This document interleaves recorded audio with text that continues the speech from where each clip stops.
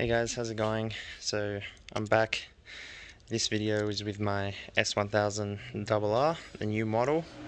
I'm putting on the protective case for the clutch and the pulse cover.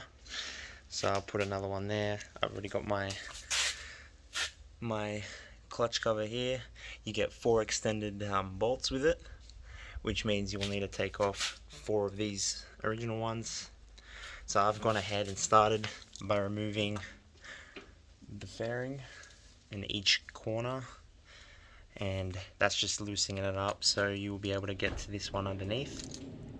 So there's 4 that you'll need to remove in total.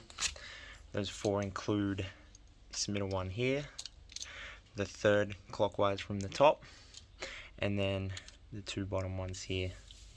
So yeah, we'll get rid of them and then we'll get started. Once you do that, you want to loosely fit it so that you can move it around a bit and make sure it's on how you want it. And once you get it into position, you have to torque each of these bolts up and you are ready to go, and then we'll move on to the next one.